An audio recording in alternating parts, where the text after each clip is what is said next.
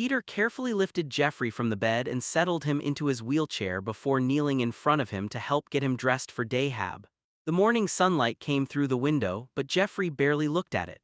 His shoulders stayed slumped as Peter taped on a fresh diaper and pulled Jeffrey's pants up gently. Jeffrey stared at the floor and whispered, "I wish I never exposed Pat and the group home, then none of this would have happened, I wouldn't have to go there." Peter paused and looked up at him. "Jeffrey, what happened at that home needed to come out, you know that." Jeffrey shook his head, "But everything changed after that, my whole life changed." Before Peter could answer, Ron walked into the room carrying Jeffrey's backpack. He hooked it carefully onto the back of the power chair. "Your lunch is packed," Ron said softly, "and your diapers are in the side pocket of your book bag." Jeffrey let out a frustrated sigh. "I hate hearing that, lunch, diapers, dayhab, that's my life now." Ron crouched beside him so he could look Jeffrey in the eye. "No, Jeffrey, that's part of your life right now, it's not your whole life." Jeffrey looked away. "Feels like it is." Peter stood and rested a hand on Jeffrey's shoulder. "You told the truth because those kids in that home needed someone brave enough to speak. That doesn't make you weak." Jeffrey swallowed hard. "Then why do I feel weak?" Neither man answered right away. Because they both knew Jeffrey wasn't asking about the wheelchair. He was asking about everything he had lost. Ron finally gave a small smile and said, "Because healing can feel worse before it feels better."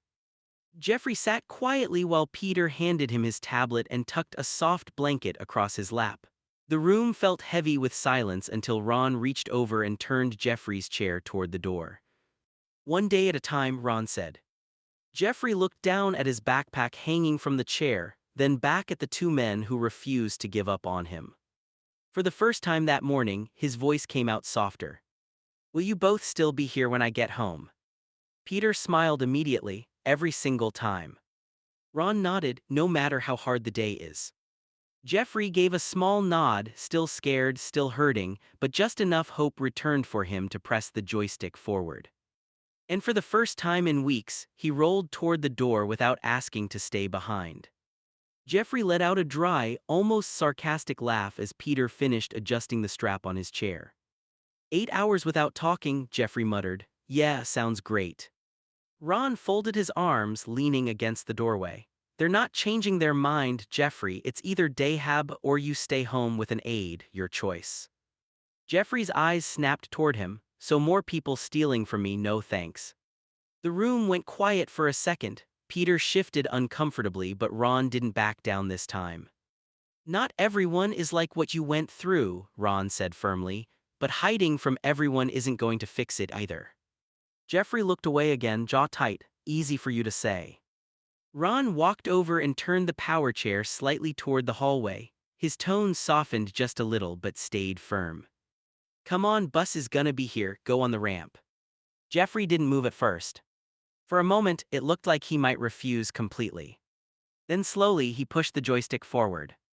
The chair hummed as it moved down the hallway, each second feeling heavier than the last. Peter followed behind, grabbing Jeffrey's bag to make sure it didn't slip. When they reached the ramp outside, the cool air hit Jeffrey's face. The bus was already there, the door open, the lift waiting. Jeffrey stopped at the top of the ramp. "I still don't trust them," he said quietly. Ron stepped beside him. "You don't have to trust them today." Jeffrey glanced up. "Just get through today," Ron continued. "That's it." A long pause. Then Jeffrey nodded slightly and guided his chair forward onto the lift. As it began to rise, he gripped the armrests tighter than he wanted anyone to notice. Peter gave him a small reassuring nod from the sidewalk. Ron added, "We'll be here when you get back." Jeffrey didn't say anything this time. But he didn't ask to turn around either. And for now, that was enough. The bus rumbled down the road, the heat pressing in from every side. The AC barely worked and Jeffrey could feel sweat building at the back of his neck. He shifted slightly in his chair, frustrated, then pulled out his phone. The family group chat Ron, Peter, and Will sat at the top of his screen. Jeffrey started typing. "Jeffrey, really? Even on this hot as fucking bus, I still gotta deal with this." Ron, "Even on the bus, Jeffrey. Rules don't change just because it's uncomfortable." Peter, "Hey, I know it sucks. Just try to stay cool, okay? Did you bring your water? Will, bro, those buses are always trash, loudly crying face. You'll survive though. Jeffrey, easy for you to say. I'm stuck here for 8 hours. Ron, one step at a time, just get through the ride first. Peter, text us when you get there so we know you're okay. Will, yeah, if our don't disappear on us, lol. Jeffrey, whatever, I'll text when I get there. Jeffrey stared at the screen for a second after sending the last message. The bus hit a bump, making his chair shift slightly, and he let out a quiet sigh. He didn't feel better. But at least he wasn't sitting in silence anymore. Outside the window, the streets passed by slowly, and whether he liked it or not, the day had already started. The bus finally pulled up, and after the slow process of unloading, Jeffrey rolled inside the building. The air conditioning hit him, but it didn't really make him feel better. Staff were already guiding people to their rooms. One of them approached him. Jeffrey, we'll need your phone for the day. Jeffrey's grip tightened around it, of course. He quickly opened the group chat again and typed fast before anyone could take it. Jeffrey, I'm here, they want me to give them my phone, so talk to you guys in 8 hours. Peter, okay, we'll be right here when you get back. Ron, follow the rules, get through the day. Will, damn that sucks, see you later bro. Jeffrey, yeah, whatever. He hit send just as the staff member gently reached for the phone. Jeffrey hesitated for half a second, then handed it over. Thank you, the staff member said. Jeffrey didn't respond. He just sat there, hands now empty, staring ahead. 8 hours. No distractions, no messages, no escape. Just him and a day he didn't want to face. And for the first time since the bus ride started, it actually felt real. A staff member walked over and stopped in front of Jeffrey's chair. Are you Jeffrey Armtod? He asked. Jeffrey opened his mouth instinctively, about to speak, but then he remembered what Ron said. No talking. He hesitated, then slowly nodded his head instead. All right, the man said with a small, professional smile. I'm Dan, I'll be helping you this morning. Jeffrey looked away, already tense. Dan kept his tone calm and routine. First, we'll get you changed, then breakfast, okay? Jeffrey's hands tightened slightly on the armrests. He didn't respond, just gave the smallest nod again. Dan didn't rush him. You're okay, we'll take it one step at a time. He carefully guided Jeffrey's chair toward the changing area, explaining each step before doing anything, keeping his voice steady and respectful. Even so, Jeffrey's chest felt tight. New place, new person. No phone, no Peter, no Ron. Just 8 long hours ahead. As they moved down the hallway, Jeffrey stared straight ahead, trying to hold it together, reminding himself of what Ron said. Just get through today. Director Kim's voice carried from just down the hallway, low but tense. Dan, she said, if he talks, I need to know immediately. Dan glanced back at Jeffrey for a second, then stepped a little closer to Kim, lowering his own voice. Kim, he just got here, Dan said. Can I at least get him cleaned up first? It's his 3rd day and he hasn't said a word yet. Kim crossed her arms. That's exactly why I'm watching this closely. If he talks, he goes. We can't take chances. Dan rubbed the back of his neck, clearly stressed. I don't want to lose my job over this, not after what happened with Pat. Kim's expression tightened. Exactly, that case put all of us under a microscope. This situation, he's a risk. Both of our jobs are on the line right now. Jeffrey sat quietly in his chair, a few feet away. He wasn't supposed to be listening. But he heard every word. A risk. His stomach twisted. He looked down at his hands, gripping the armrests again, harder this time. Not a word in 3 days, and now he understood why they were watching him so closely. Dan walked back over, his expression softer again, like he was trying to hide the conversation that just happened. All right, Dan said gently, let's take care of you first, okay? Jeffrey didn't look up. He just nodded once. Silent. But now, the silence didn't feel like control anymore. It felt like pressure. Dan noticed the tension in Jeffrey's face as he brought him into the changing room. Hey, Dan said gently, crouching a bit so he was at eye level. You look upset, something on your mind. Jeffrey kept his eyes down, jaw tight. He didn't answer. Dan nodded slowly like he expected that. I get it, you heard some of that, didn't you? Jeffrey didn't react, but the silence said enough. Dan let out a small sigh. Look, I know about everything that happened, your story, what you went through at that group home, that was real, and yeah, it changed things. He paused, choosing his words carefully. Because of that case, the state's watching places like this a lot closer now. Honestly, he gave a small shrug, we even got raises, Kim too. Jeffrey's eyes flicked up for a split second. Dan didn't miss it. But that also means she doesn't want any risks, Dan continued. She's trying to protect this place and her job. Jeffrey looked away again, expression hard. Dan softened his voice. That doesn't mean you're the enemy, okay? It just means everyone's a little on edge. He gave a small, reassuring nod. My job right now, just to take care of you and make sure you're okay. Jeffrey stayed silent. But his grip on the armrest loosened just a little. Dan stood back up. All right, let's get you comfortable first, one step at a time. Jeffrey didn't speak. But for the first time since he got there, he didn't feel completely alone either. Dan came back over with a calm, steady pace, holding a small laminated card set in his hand. He held them up where Jeffrey could see clearly. Two simple options. Yes, no. No pressure to talk, Dan said gently, just point. Jeffrey stared at them for a second, then slowly lifted his hand and pointed at yes. Dan nodded right away. Okay, got it. A small relief passed through his face, like that was an easy win in a complicated day. All right, Dan said, next one. He flipped to another card. Do you need help, EATING? Jeffrey looked at it, then back at Dan. He hesitated only a moment before pointing again, yes.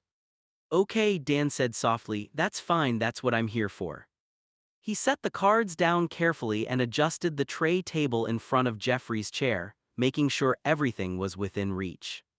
You don't have to do this alone, Dan added in a more relaxed tone now. We'll take it step by step, no rush, no pressure.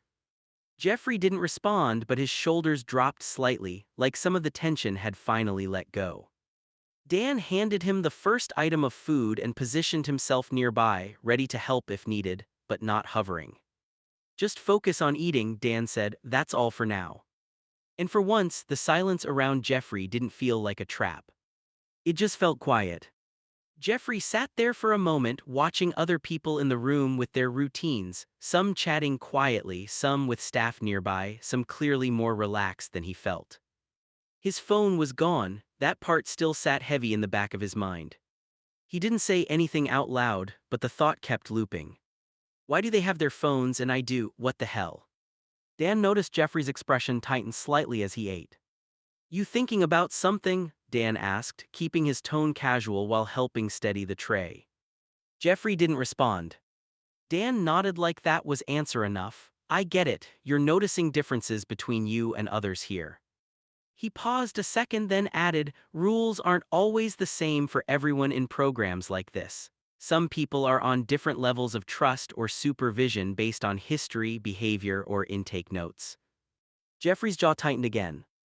Dan didn't push it, he just continued in a calmer voice. It doesn't mean it's permanent, things can change over time. Jeffrey kept eating slower now, eyes down. Inside, the frustration was still there, but now it had something new mixed in with it. Confusion. And the uncomfortable feeling that he was being watched more closely than the others, whether he liked it or not. Jeffrey's eyes drifted toward a small letter board Dan had brought over. Dan held it steady so it was easy to read, giving Jeffrey time without pressure. After a moment, Jeffrey pointed out a message on it slowly, word by word, making sure it was clear. Dan read it carefully as Jeffrey indicated each part. I was trying to get money back for me and others, now I am being watched, please don't tell Kim I didn't talk with my mouth right. Dan didn't react sharply or immediately get up, he just stayed still for a second taking it in. Then he spoke quietly and evenly. Okay, I hear you. He lowered the board slightly but kept it visible. First thing, I'm not here to punish you for what you say or don't say, and I'm not going to run to Kim over every concern you express. Jeffrey's shoulders stayed tight, like he didn't fully believe that yet. Dan continued, careful and steady. If you were trying to report something about money or wrongdoing, that's serious, but I need you to understand something important. People here also have to follow procedures, that's why things get monitored. He paused, choosing his words. And about not speaking with your mouth right, Jeffrey, I'm not judging you for how you communicate. Pointing, writing, cards, that all counts. Communication is communication. Jeffrey looked at him for a second, still guarded. Dan softened his voice. Right now, my focus is just making sure you're safe and understood, not getting you in trouble. He set the board down gently. We can talk more about what you're worried about when you're ready, no rush. Jeffrey didn't answer out loud. But he didn't pull away either. And for the first time since arriving, the space between them felt a little less sharp. Dan read the letter board message slowly, letting each part sit before responding. His expression stayed calm, not defensive. Jeffrey, he said gently, I hear what you're saying. It feels unfair and it feels like you're being singled out. He pulled up a chair a little closer, not crowding him, just lowering the distance. Let me be straight with you, I'm not going to tell you that everything here feels fair from your side. You're seeing other people with phones, more freedom, and it doesn't match your experience right now. That's frustrating. Dan glanced briefly toward the hallway, then back to Jeffrey. But I need you to understand something important too. Staff aren't taking your phone to punish you. In programs like this, restrictions are usually based on intake notes, safety plans, and supervision levels. Those can be different person to person, even if it looks random from the outside. He paused, softer now. And I'm not protecting myself by watching you. I'm doing my job by following what's written for your level of care, that's it. Jeffrey's hands stayed tense on the armrests. Dan continued carefully. About what you said, being blacklisted or forced into something like home health if you leave here, I can't speak to that because that's not how placement decisions are made in a simple or automatic way. But I can say this, leaving or staying, those are things you can talk through with a case manager or social worker, not something that gets decided based on one place alone. He leaned back slightly, giving Jeffrey space. I don't want you guessing worst-case scenarios and carrying that by yourself. If you're worried about your status, we can request a meeting and get actual answers from the people who manage it. A pause. Right now, I need you focused on today. Eat, settle in, get through the hours, then we deal with the bigger questions properly with the right people in the room. Dan met Jeffrey's eyes briefly. You're not invisible here, Jeffrey, but you also don't have to figure all of this out alone in your head. Dan stayed quiet for a moment after reading everything on the board, making sure he understood it before responding. He didn't rush in, his voice stayed calm and steady. Jeffrey, I understand what you're trying to say. He leaned slightly forward, hands relaxed so he didn't feel intimidating. Let me respond to this part clearly. He pointed gently toward the board, not touching it. You're saying your family warned you the night before your first day and that now you feel like people here, maybe staff like Pat or Kim, are connected in some way or coordinating things, and that it feels like decisions are being made about you without you having a voice. Dan paused, then shook his head slightly, not dismissing Jeffrey but grounding the conversation. I want to be very clear with you, staff here are not friends with your family and they're not working together to target you or take you anywhere. Pat, Kim, me, everyone here has different roles, but we are bound by policies, not personal relationships with your family. He softened his tone again. But I do hear the fear behind what you're saying. It feels like you don't have control and like people are deciding things around you without explaining it in a way that makes sense. Dan glanced at the letter board again. And about your phone and other people having theirs, your level of access is based on your current care plan. That can be reviewed, it can change, but it's not tied to punishment or anything personal against you.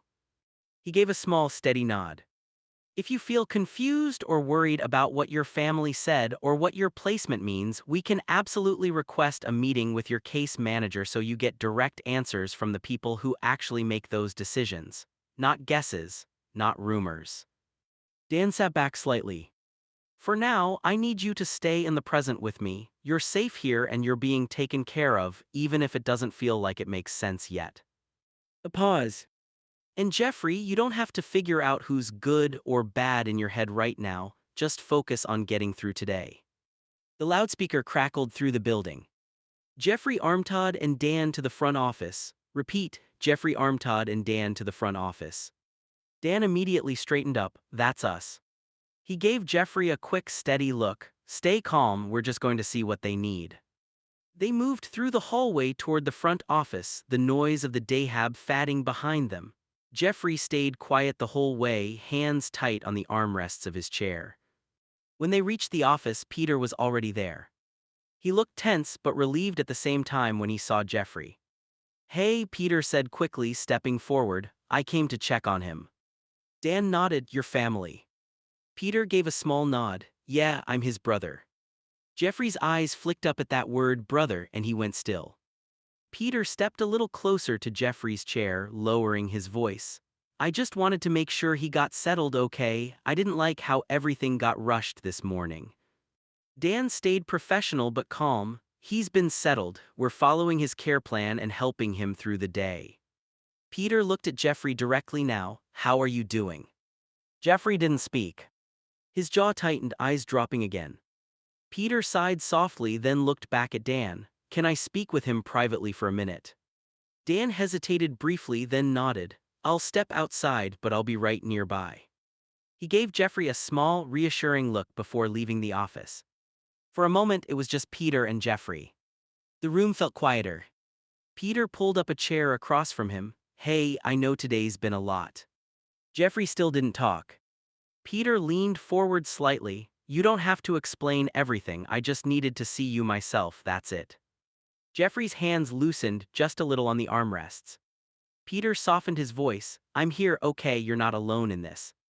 And for the first time that day, Jeffrey didn't feel like he had to hold everything in by himself. Peter didn't answer right away. He looked at Jeffrey for a long moment, then let out a controlled breath. "I'm here because I listened to what you said," Peter replied quietly. "Everything you were saying to that staff member, I heard it." Jeffrey's expression tightened immediately. Peter reached down and carefully took hold of the back joystick control on the chair, not rough but firm enough to guide it. "Jeffrey, we're leaving," he said. The chair started to roll toward the door. "Hey," Dan stepped forward immediately. "Hold on, we need to." Peter turned his head sharply toward Dan, voice suddenly hard. "This place is not a good fit," he said. Dan stayed calm but raised a hand slightly. "Sir, I understand you're upset, but we need to follow discharge procedures." Peter cut him off. "If you say anything that my brother spelled out to you," he said, voice low and controlled, "then we will take legal action. Do you understand me?" The tension in the room snapped tight. Jeffrey sat frozen in his chair as it rolled forward. Dan didn't escalate, he simply held eye contact and said carefully, "I hear you, I'm not trying to escalate anything, I just want this handled safely and correctly." Peter didn't respond. He kept moving. "Let's go, Jeffrey." The chair rolled out of the office and into the hallway. The noise of the building returned around them, phones ringing, distant voices, footsteps, but Jeffrey barely registered it. Peter guided him toward the exit with steady control, his voice lowering again as they moved. "I've got you," he said, "we're getting you out of here." And for the first time since Jeffrey arrived that morning, everything was changing direction fast, whether the staff agreed or not. Kim's voice cut through the hallway the moment they stepped back toward the front office. "He talked," she said sharply, "and you didn't come to me." Dan stopped walking, his posture went still but he didn't react emotionally. "He was using a letter board," Dan replied evenly. "He wasn't speaking verbally, I was documenting communication through assistive tools, not ignoring protocol." Kim's expression didn't change. "Talking is talking," she said. "Dan, you know the rule, any verbal communication gets reported immediately, you didn't escalate it." Dan took a slow breath. "I did escalate when appropriate, I was actively managing the situation and trying to keep it calm. There was also a family member present removing the client from the building."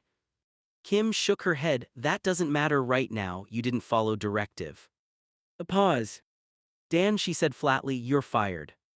The room went quiet for a second. Dan didn't argue, he just nodded once, slowly absorbing it. "Understood," he said.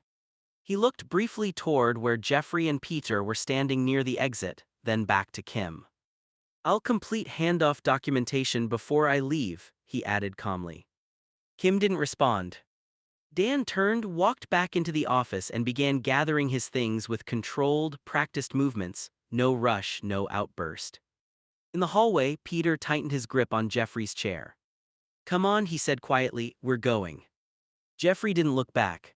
The chair rolled toward the door. Peter kept one hand on the back of Jeffrey's chair as they moved toward the exit, speaking in a low, tight voice. "You're lucky I found a new place fast," Peter said, "and this time." Jeffrey cut him off quietly, eyes forward, "No talking at all." Peter paused for half a second, then gave a short nod. "Good boy." The words landed heavy in the air. Jeffrey didn't react outwardly, but his hands tightened slightly on the armrests. The hallway felt longer than it should have, every wheel turn echoing a little too loud. They reached the exit doors. Outside lights spilled in, bright compared to the fluorescent hallway. Peter guided the chair through. "We're done here," he said, more to himself than anyone else. "New place, fresh start, that's it." Jeffrey stayed silent. But as they moved outside, away from the building, the silence didn't feel like rules anymore. It felt like something else entirely, uncertain, fast, and already out of his control. Peter's grip tightened slightly on the wheelchair handle as they moved away from the building. "We don't need another Tom moment, do we?" he said under his breath.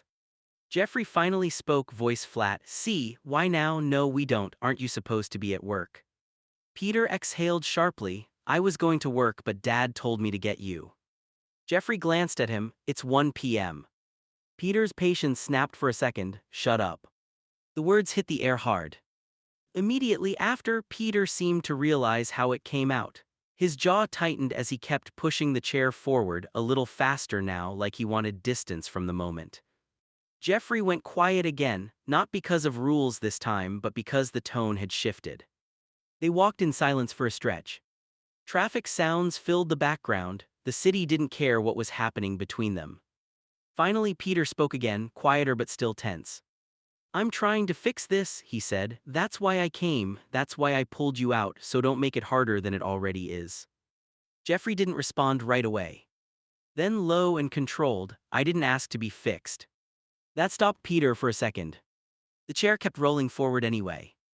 Peter kept walking, pushing Jeffrey's chair forward a little faster than before, like he was trying to outrun the conversation. "I'm better than Dad. Ron showing up," Peter muttered. "Will is calming him down, but Ron is pissed more at you than that guy Dan."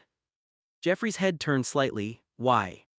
Peter didn't answer right away, then he spoke, voice tighter. "Because Dad, Ron doesn't want any more Tom moments. We told you that before coming here." Jeffrey frowned. "I have rights, sometimes I need to air it out." Peter let out a short, frustrated breath. "Yes, but people can twist your words around, Jeffrey." He slowed the chair slightly as they crossed the sidewalk. "Ron, and I can see it because he's dealt with stuff like this before, and I'm a lawyer, I see it all the time. One conversation, one misunderstanding, and suddenly everything becomes a case or a report or something bigger than what you meant." Jeffrey looked forward again, jaw tight. "So what? I just don't speak." Peter shook his head quickly. "No, that's not what I'm saying." He softened a bit but stayed serious. "I'm saying timing matters, context matters, and right now you're in a situation where everything gets watched and written down. So yeah, you do have rights, but you also have to understand how fast things can spin when people hear things the wrong way." They kept moving in silence for a moment. Then Peter added, quieter, "Ron, not trying to control you, he's trying to prevent this from turning into something that blows up again." Jeffrey didn't answer, but he also didn't argue. And for the first time since leaving the building, the anger between them started turning into something heavier, caution. Jeffrey exhaled sharply, hands still tight on the armrests. "Okay, I get it," he said, "but I'm still mad." Peter slowed as they reached the van, then stopped the wheelchair gently at the lowered ramp. He reached for the door, pausing before opening it. "I know," Peter said, "but Dad said we move without question right now." Jeffrey looked up immediately. "But we're adults." Peter nodded once. "You're right, we are." A beat passed. Then Peter's tone shifted, less sharp, more serious. "But you also have a physical disability, and people will take advantage of that if things aren't structured carefully. Not just strangers, systems, staff, even situations that move too fast. That's what I'm trying to prevent." He opened the van door fully now, keeping his movements calm and controlled. I'm not saying you don't get a voice, Peter added. I'm saying right now we're trying to keep everything stable so things don't spiral again. Jeffrey looked away, still frustrated but listening. Peter lowered his voice. You can be mad, you're allowed to be mad, just not everything has to turn into a fight in the moment it happens. He stepped back slightly, giving space. Let's get you in the van and we'll talk after, properly, not rushed, not in the middle of everything. Jeffrey's voice dropped as they paused at the open van door. I get it, he said quietly, but after Mom passed, I feel like the dad we knew died with her, and this Ron, he's not the dad I remember. Peter didn't respond right away. The usual sharpness left his face, replaced by something more careful. He leaned one hand on the van frame. Yeah, Peter said after a moment softer, I know. Jeffrey looked up at him, surprised by that answer. Peter continued, choosing his words slowly. Things changed after Mom, Dad changed, not all at once but enough that it doesn't feel like the same person you grew up with. He glanced toward the street, then back at Jeffrey. But what I need you to hear is this, Ron isn't trying to replace what we lost, he can't. Nobody can, he's trying to keep things from falling apart in a different way. Jeffrey swallowed, still tense. It doesn't feel like that. I know, Peter said again, steadier this time, and I'm not going to tell you your feelings are wrong. He stepped closer, lowering his voice. But we also can't rebuild the past by fighting every version of the present. That just leaves everyone exhausted and nothing gets better. A pause. Then Peter gently motioned toward the van. Come on, let's get you seated. We can talk more when we're not standing in a parking lot carrying all of this. Peter helped secure the chair in the van, double-checking the straps before closing the door. His phone buzzed almost immediately. He answered. Are you in the van? Ron's voice came through, tense but controlled. Yeah, Peter said, glancing over at Jeffrey. We're in the van, he's just overwhelmed with everything. There was a short pause on the other end. Ron exhaled, I figured. Jeffrey stared out the window, not saying anything but clearly listening. Peter continued, quieter now. It's a lot hitting him at once. The place, the rules, the phone, everything from before it stacked up. Ron's tone softened slightly. Is he okay? Peter looked at Jeffrey again. He's upset, but he's holding it together. Another pause. Put me on speaker, Ron said. Peter hesitated for half a second, then tapped the screen. You're on, Peter said. Ron's voice filled the van, less sharp now. Jeffrey, he said, I'm not mad that you're overwhelmed. I'm mad at the situation getting out of control. Jeffrey didn't respond right away. Ron continued, more measured.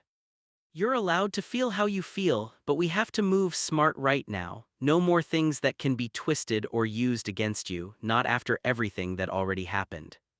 Silence. Then Jeffrey spoke, quieter than before. You don't feel like Dad anymore. The words hung in the air. Peter glanced at the phone. Ron didn't answer immediately. When he did, his voice was lower than either of them expected. I know. Ron's voice came through the speaker again, steadier now. We can talk when you two are home. Peter nodded even though Ron couldn't see him. All right. Jeffrey didn't say anything this time. He just kept looking out the window, watching everything pass by. Peter ended the call and set the phone down. The van filled with a quiet that wasn't as tense as before, but not comfortable either. Peter started the engine. We'll figure it out when we get back, he said, more to Jeffrey than anything. Jeffrey gave a small nod. No arguing, no pushing. Just sitting with everything. And for once, nobody tried to force the conversation forward. They just drove. The van rolled through traffic, quiet except for the hum of the road. Jeffrey finally spoke again, voice low but sharp. He thinks I'm dumb. Peter shook his head right away. I don't think that's what he thinks. Jeffrey didn't look at him. 1 minute in court, Ron is saying I can make my own choices and now I have no say. Peter let that sit for a second before answering. Yeah, he said, I get why that feels messed up. He kept his eyes on the road. In court, he's talking about your rights, your ability to make decisions about your life. That part is real, you do have that. A pause. But right now, he's reacting to a situation that got messy fast. So instead of giving you space, he's tightening control to stop anything else from going wrong. Jeffrey frowned, so he just switches like that. Peter exhaled, it feels like a switch to you. To him, it's probably this is normal versus this is a risk situation. Jeffrey shook his head slightly, still feels like I don't matter. Peter glanced over briefly, you do matter, that's actually why he's overcorrecting. Jeffrey didn't respond. Peter continued, a bit more direct now. But I'm not going to pretend he's handling it perfectly. He's not. Saying you have a voice and then shutting you down like this, that's going to frustrate anyone. The van slowed at a light. What we need to do when we get home, Peter added, is make sure this doesn't stay one-sided. You need a way to speak without it turning into a problem. Otherwise, this is just going to keep happening. Jeffrey looked forward, still tense but listening. Because for the first time, it sounded like someone wasn't just telling him to stay quiet. They were actually talking about how he could be heard. The van pulled into the driveway, tires crunching lightly as Peter parked. Inside the house, Will was already waiting, packing a little. The door opened and he looked up immediately. What now? Will asked. Ron stood nearby, arms crossed, thinking not as heated as before but still serious. I have a good idea, Ron said. Peter raised an eyebrow, let's hear it. Ron looked between all of them, then focused on Jeffrey. We're not doing this silence thing anymore, he said. That's not helping you or us. Jeffrey stayed still, watching him carefully. Ron continued, calmer but firm. But we're also not going back to you speaking freely in places where people can twist what you say. Will frowned slightly, so what does that mean? Ron answered, it means we control the setting, not your voice. He stepped a little closer. From now on, if you need to say something serious about staff money, anything, you do it with one of us there, or you write it down and we go through it together first. Peter nodded slowly, that actually makes sense. Ron added, and we get you into a different program, but this time we meet with them first, ask questions, set boundaries before you even walk in. We'll relaxed a bit, so no more surprises. Exactly, Ron said. Jeffrey finally spoke, cautious, so I still get to talk. Ron looked at him directly, yes, you get to talk. We just make sure it doesn't get used against you. A pause. Jeffrey nodded slowly. Not fully convinced. But not shut down either. And for the first time all day, it felt like there might be a middle ground, something between silence and losing control. The room went still after Jeffrey's question. Ron, why are you so overbearing? Ron didn't snap back this time, his voice came out lower. Because I love you too much, son. Jeffrey shook his head, frustration spilling out. But before Mom died you acted normal, now you're a dick to me, why? Peter shifted slightly but didn't interrupt. Ron took a breath, like he knew this wasn't going to sound good no matter how he said it. To protect you from yourself, he said. Jeffrey's eyes narrowed, what does that even mean? Ron rubbed his face, then continued. When Sue brought you home, you were an infant and there were drugs in your system. We didn't know what that could mean long term. Jeffrey's expression hardened, so you thought I was gonna be some drug addict or something. Ron shook his head quickly, no, not that. Then what? Jeffrey pressed. Ron hesitated but didn't back away. Impulse control, he said. On top of your cerebral palsy, we were told it could affect how you react, how fast you act on things, how people might take advantage of that. The words hung heavy. Jeffrey stared at him, so you don't trust me. That's not what I said, Ron replied, but softer now. That's what it feels like, Jeffrey shot back. A long silence followed. Will looked between them uneasy. Peter finally spoke carefully. Dad, you're trying to protect him, but the way it's coming out sounds like you think he can't handle anything on his own. Ron didn't deny it right away. Because part of him knew that's exactly how it sounded. Jeffrey looked down, voice quieter now. I already lost Mom, I don't want to lose you too, but like this. That hit harder than anything else.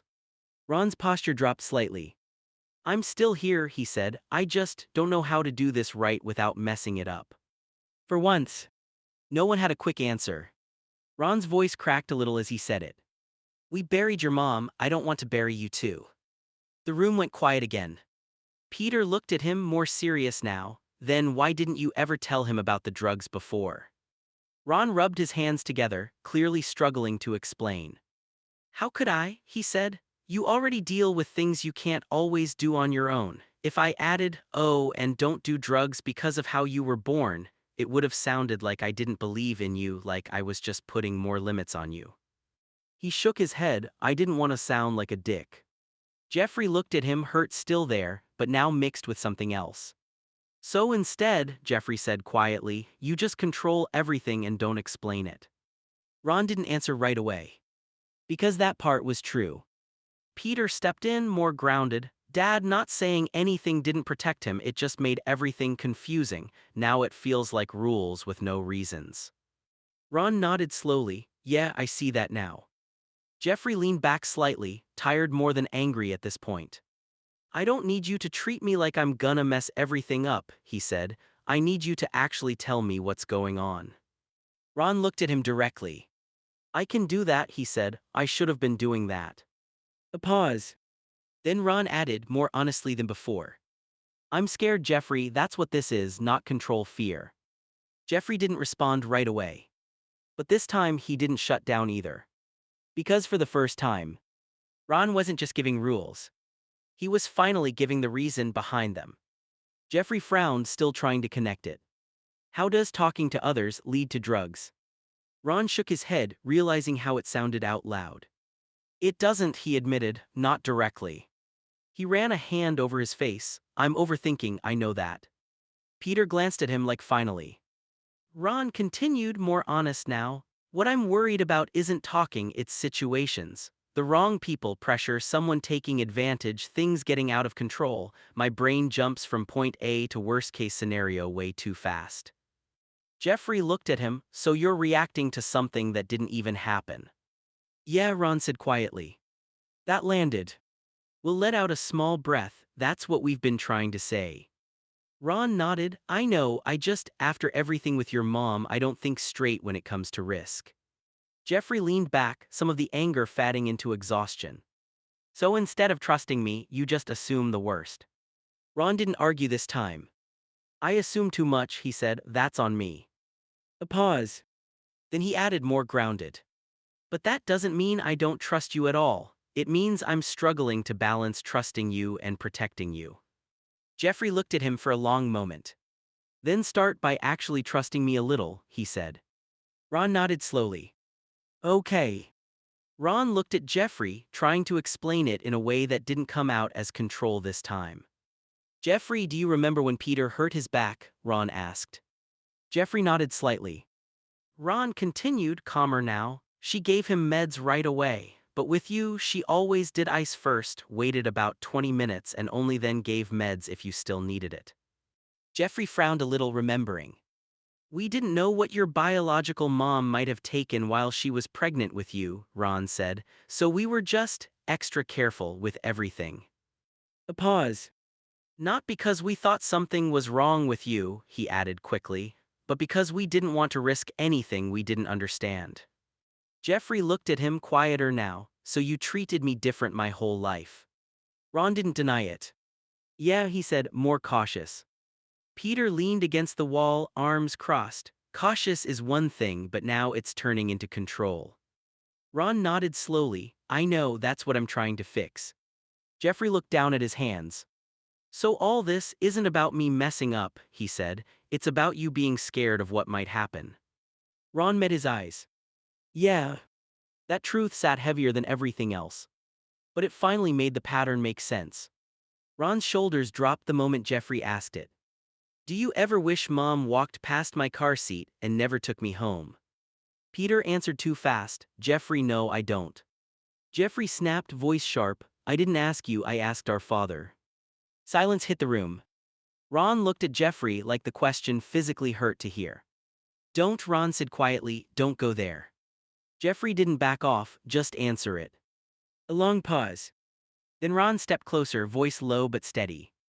Not for a second, he said, not one day, not one bad moment, not even when things were at their hardest. Jeffrey held his gaze. Ron continued, more raw now. You weren't a burden we took on, you were my son the second she picked you up and you've been my son every day since. Peter stayed quiet this time. Ron shook his head slightly. If anything, I wish I had done better by you, not less of you. That hit differently. Jeffrey's expression shifted, still hurt, still processing, but the question he asked didn't hang unanswered anymore. Ron added softer. You didn't get less love, you got a version of me that didn't always know how to handle fear the right way. The room stayed quiet. But this time it wasn't empty. It was full of something harder to say and harder to ignore. Will stepped in, voice tight, guys, we need some air. Jeffrey shook his head, we'll just get away. He turned back to Ron, everything spilling out now. I was a shy kid, I had no friends, and once I finally found some, you ran them off. Ron didn't interrupt. Jeffrey's voice cracked, but he kept going. I had to hear from my own brother what was going on inside my father's head. Peter shifted, uneasy. Jeffrey's eyes burned. Mom should be here and you should be under the ground instead. The words landed hard. No one moved. Jeffrey didn't wait for a response. He turned his chair and went straight down the hall, faster than before, into his room. Door shutting behind him. Silence filled the house. Will exhaled slowly, that was a lot. Peter rubbed his face, yeah. Ron didn't say anything at first, he just stood there staring at the hallway Jeffrey disappeared into. Not angry. Not defensive. Just hit. Will looked at him, you going after him? Ron shook his head slightly, not right now. Peter frowned, why not? Ron answered quietly, because if I go in there like this, I'll either say the wrong thing or he won't hear anything I say. He sat down heavily. He needed to say that, Ron added, even if it hurt. Will nodded a little, so what now? Ron looked toward Jeffrey's door. Now we give him a minute, he said, and then I go talk to him not as someone trying to control him but as his dad. The house stayed quiet. But this time, the silence felt like something waiting. Not ending. From down the hall, Jeffrey's voice broke through the silence. Peter, help me in my bed. Peter reacted immediately, already moving. I got him. He headed down the hallway quickly and pushed the door open. Jeffrey was by the bed, clearly overwhelmed, breathing uneven, not just physically tired but emotionally drained from everything that just happened. Hey, Peter said calmer now, I'm here. He moved into position, steady and practiced. On three, okay, he said softly. Jeffrey gave a small nod. Peter carefully helped transfer him from the chair to the bed, making sure he was comfortable, adjusting the pillows and blanket like he'd done 100 times before. There, Peter said, you good? Jeffrey didn't answer right away, he just stared at the ceiling. Peter sat on the edge of the bed for a second, that was a lot. A pause. You didn't hold back, he added. Jeffrey's voice came out quieter now, I didn't mean all of it. Peter nodded, I know. Another silence. Peter glanced toward the door, then back at him. You want me to stay or give you space? Jeffrey hesitated. The anger was still there, but so was everything underneath it. And right now, he had to decide what he needed more. Jeffrey covered his face for a second, voice shaky. Why did I say that to my own dad, oh my God? Peter didn't jump in with a lecture, he stayed calm, sitting nearby. Because you're hurt, he said simply. Jeffrey shook his head, that was too far. Yeah, Peter said honestly, it was. A pause, but he didn't leave it there. But it didn't come out of nowhere, Peter added. You've been holding stuff in for a long time, about mom, about dad changing, about today, all of it stacked. Jeffrey stared at the ceiling. I basically told him he should be dead. Peter nodded slightly. You said something really harsh in a moment where everything boiled over. He leaned forward a bit. That doesn't define you, he said, but it is something you'll probably want to fix. Jeffrey swallowed, he's not gonna forget that. No, Peter said, he won't. Another pause. But that doesn't mean it's over between you, Peter continued. It means there's a real conversation that has to happen now, not yelling, not reacting, just saying what you actually meant underneath all that. Jeffrey's voice got quieter. I didn't mean I want him dead. I know, Peter said, you meant you miss mom and you don't recognize him anymore. Jeffrey nodded slightly. Peter stood up slowly. When you're ready, you can tell him that part. He started toward the door, then looked back. And yeah, you're gonna feel bad about it, that's normal, it means you care. The room went quiet again, but this time it wasn't just regret. It was the start of figuring out what to do next. The next morning felt quieter, no shouting, no rushing. Jeffrey rolled up slowly to where Ron was sitting. "Dad, even if I was overwhelmed from the past week, I shouldn't have said that." Ron didn't make him fight for it. "Jeffrey," he said, "you were angry at me, I get that." He leaned forward slightly.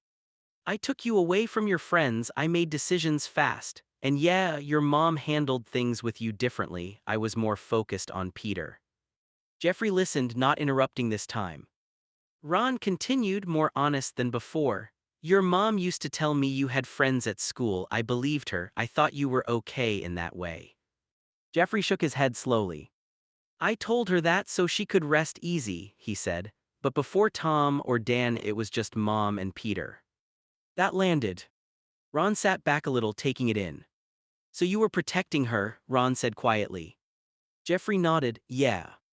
A pause. Ron looked at him differently now, not as someone he needed to manage, but someone he hadn't fully understood. "I didn't know that," Ron admitted. Jeffrey looked down. "There's a lot you didn't know." Ron didn't argue. "I'm starting to see that," he said. Another pause, but this one wasn't tense. It was honest. Ron added softer, "We both messed up this week." Jeffrey nodded slightly, "Yeah." Ron gave a small, real nod back. "But we're talking now," he said, "that's a start." And this time, neither of them walked away. Peter leaned against the doorway, watching them both. "Are you and Dad okay?" he asked. Jeffrey nodded slowly, "Yeah, we're okay." He looked down at his hands, then back up. "Last night I just exploded," he admitted. "Everything hit at once, what happened with Pat being quiet at dayhab, finding out I'm adopted, all of it." Peter stayed quiet, letting him finish. "And Dad tried to explain things," Jeffrey added, "but I took everything out on him." Ron didn't interrupt this time. Peter gave a small nod. "That makes sense, doesn't make it right, but it makes sense." Jeffrey exhaled, "Yeah, I know." Ron spoke up, calmer now, "And I pushed too hard without explaining enough, that didn't help either." Peter looked between them, "So what now?" Jeffrey answered first, "We try again, but better." Ron nodded, with more talking, less assuming. Peter let out a small breath, some of the tension finally easing. "Good, because yesterday was a lot." Jeffrey gave a faint, tired half-smile, "Yeah, no kidding." And for the first time since everything started, it felt like they were actually on the same side.